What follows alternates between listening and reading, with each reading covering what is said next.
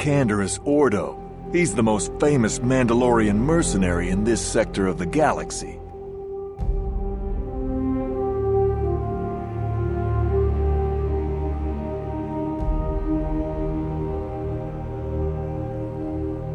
Yeah, what do you want?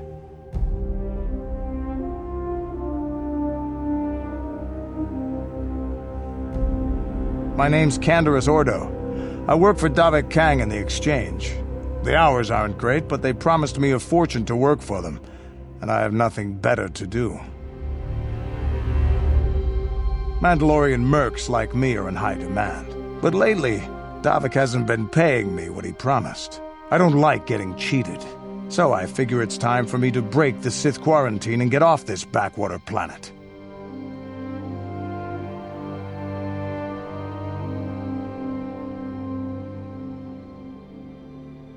You want to hear tales of my exploits? Of the wars I've seen and fought, the enemies I've seen die by my hand? Sure, I'll humor you. My name's Canderous, of the Mandalorian clan Ordo. I've been fighting across the galaxy for 40 of your years. I was the best, except for Mandalore, of course. He was the only person alive except Revan who could have beaten me. For my people, it is the honor and glory of battle that rules us. It's through combat that we prove our worth, gain renown, and make our fortunes. Times have changed now. The Mandalore clans have been scattered across the Outer Rim. The Republic is in decline. The clans as they were aren't a threat, but the galaxy still fears us. People think we war out of spite or bloodlust. They don't understand. And fear that. We only wanted the challenge of the battle and glory from it, win or lose, and we lost. When I think of the battles I've fought, the thousands I've killed, the worlds I've burned, I weep for my past.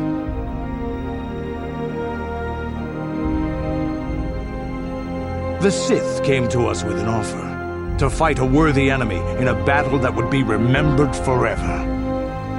Win or lose, as long as the fight is worthy, then honor is gained. The glory at having triumphed over impossible odds is what drives us.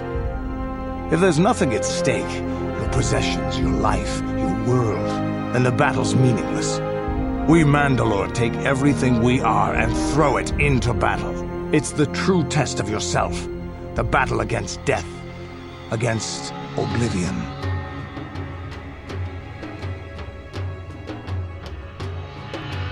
You fought in the Mandalorian Wars, didn't you?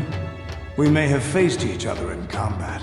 What battles were you in? I try not to think about my past battles too much. The horrors of war are something I'd rather not relive. The horrors of war? My people know only the glory of battle. I accept who and what I am. I don't have to justify it with words. Victory in battle is my justification. Justification through victory? So what happens when you lose? You know, like you did against us. You had us outnumbered 5-1. You had more ships, more troops, more supplies, and the Jedi on your side. And we still made the Republic tremble before we fell. The Mandalore are not as weak and fragile as your Republic and Sith warriors. When we enter a battle, we carry weapons powerful enough to pulverize cities. Both in our wars and in our own personal combats, there are no survivors. The role of the weak is to serve the will of the strong. I was one of the best youth warriors in the clan Ordo in my time. No one before me had mastered the power of our basilisk war droids as quickly as I had. Except Mandalore himself, of course. The days of combat and glory and cheating death at every turn seem to be over now.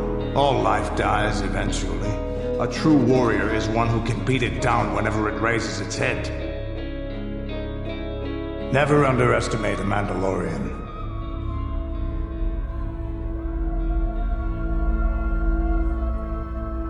Your stagnant republic has never seen some of the strange creatures and races we fought on the Outer Rim in those years.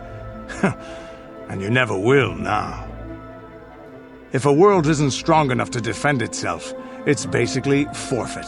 But this story is about something a little different.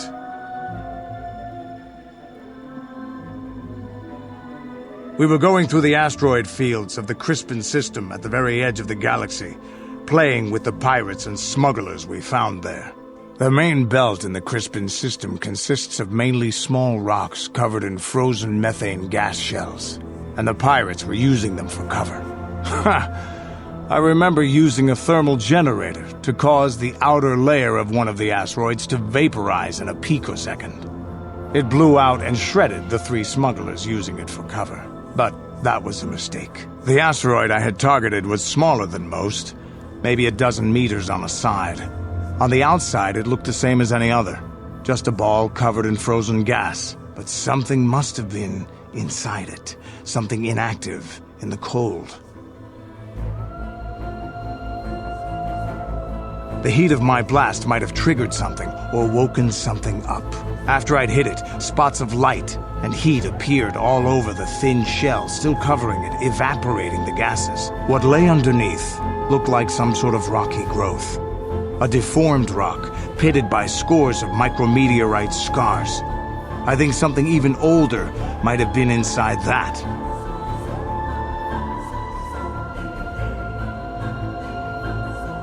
We were caught completely by surprise. It started rotating faster and faster as we watched it. After a second, it started spraying fire, thermal projectiles that melted our armor like wax. Before we could counterattack, it fled at an incredible speed.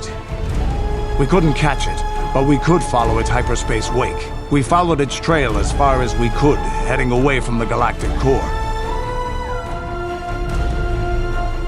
When it finally led beyond the edge of our galaxy, we abandoned our efforts.